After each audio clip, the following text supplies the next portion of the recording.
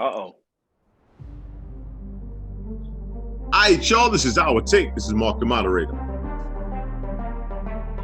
Leave. It's only family. Brooklyn forever.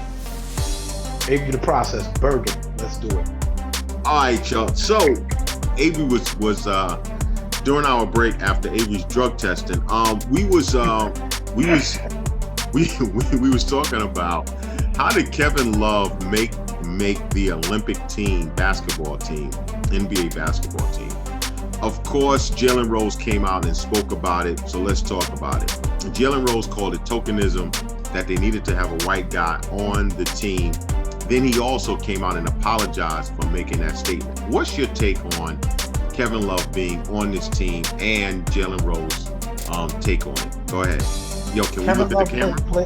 Kevin Love played like a whole 2 minutes in Cleveland this season.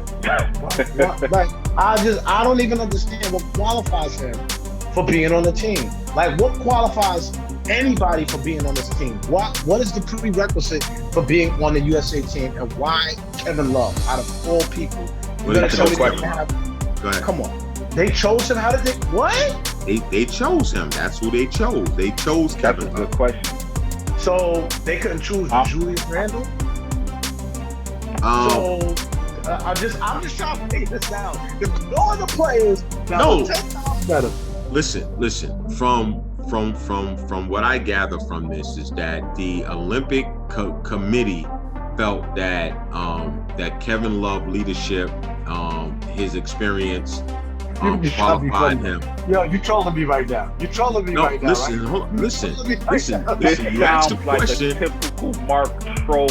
No, you asked the question. I'm giving the answer. I said, from what I gather, this is what they said. They interviewed Jerry Colangelo, and this is the reason why they chose him. You asked the question, why did they choose anybody else? I don't know the pool of other players that they was looking for, but let's stick to what the conversation is. Jalen Rose called it tokenism. So they needed to put a white guy on this team. Now, why? What is your take on the fact that they chose Kevin Love? I don't know why. I can't give you that. I wasn't in the room. I agree with Jalen Rose, especially with all the stuff that's going on with Japan and their committee. The rules that they're setting up for the Olympics. I do think that they just wanted to have a white person on the team. They didn't want to send an all-black squad or whatever. So I think Jalen Rose was right about it, because there's like Avery just said, there's no reason for Kevin Love to be on this squad, and we can't think of another white American citizen NBA basketball player that could have taken his place. Pat Connaughton. Who? Like I'm being cynical, but yo, Pat Connaughton had a better season than Kevin Love. Like, come on, man. Like, what? I'm totally, listen. No, hold on. Let's unravel this for a moment. Because you brought up something that people have not talked about, and I haven't heard that side of it. What are the other options that they could have went to? Can you think of other players that played this season? Yeah. White players that played this season that could have qualified over Kevin Love. Who would you say that would have been? Who would have been Pat Connaughton? Come on. McConnell from Indiana. Like, I mean, just they needed a big man. They needed a big man. Come on, Mark. But okay, how about yo? Mark, you question. Is Kevin Love holding a spot? Because I know Devin Booker is supposed to be on the team once the finals is over. So do they have extra spots open? Yeah, they only are playing with in the exhibition game with a limited number of players. They still have 3 roster spots that okay. So my question is, are you saying that they needed a big Robin Lopez, or is this a roster spot? I need to figure that out. Okay. Robin Lopez. Robin Lopez or Brooke Lopez? Lopez. Anyone over Pick Kevin one. Love. Thank you. Pick one. Yo, pick one, man. Yo, I don't know if you know it or not, but neither one of them is white. So I just want to let you know that. All right. So I'm like, yo, are y'all sure about this? Are you sure that's the answer you want to give? I'm out there.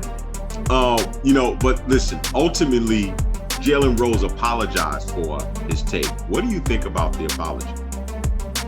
I didn't listen to Jalen Rose's apology. I just know why every time that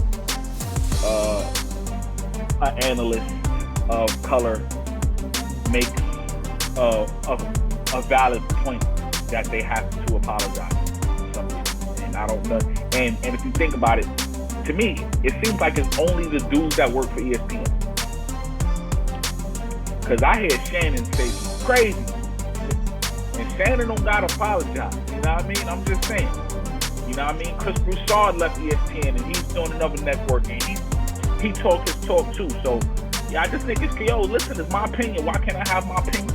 You feel what I'm saying? If I feel he don't deserve to be on the team, which the rest of the world, because I know us three here, we sit here, we don't feel Kevin Love don't deserve to be on the team. What's the problem? You feel what I'm saying? If Kevin Love had a problem, that could have been a basketball fraternity conversation, but Jalen Rose is on there to have his take, and that was his take. Nothing wrong with it. Avery was a better basketball player this year than Kevin Love. Good looking, Lee. I appreciate you, G.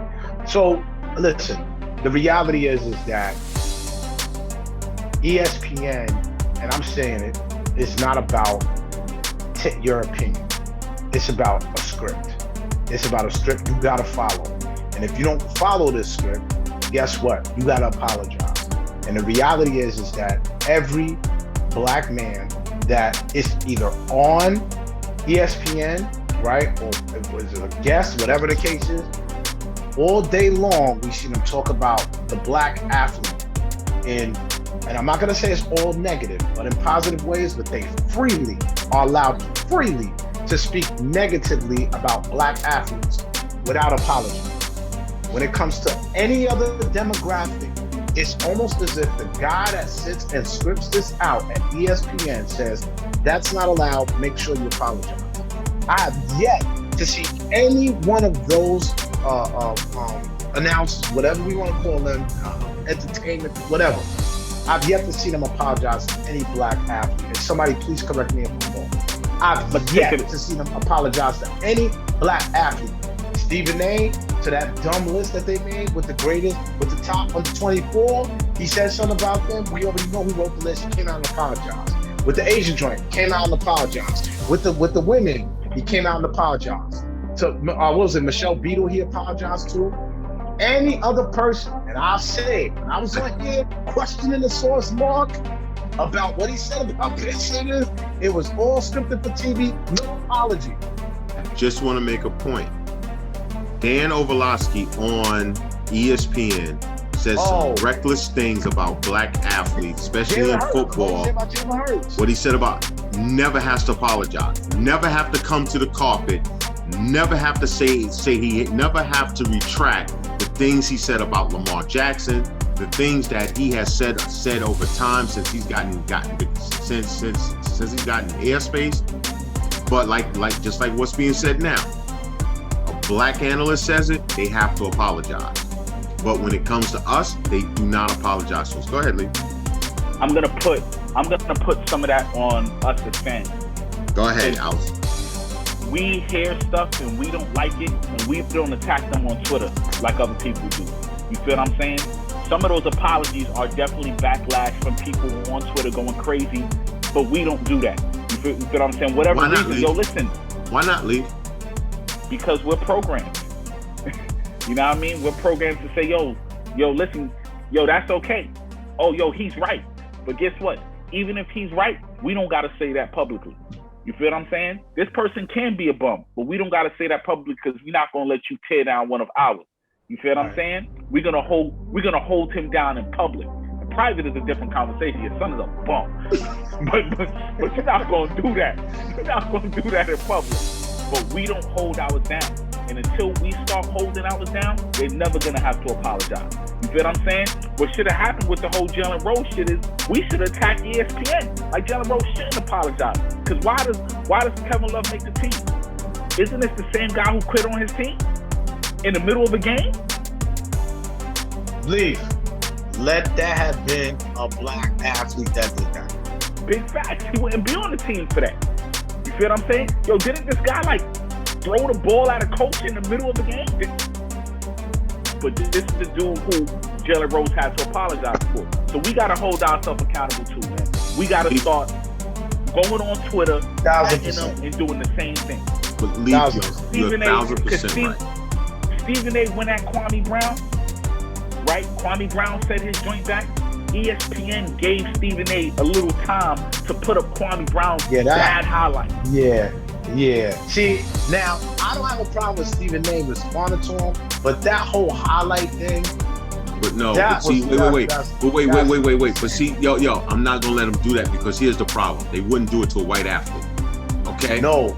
All right? I'm talking about responding. I'm not talking about no. Hold on. I'm talking about responding. Change it around.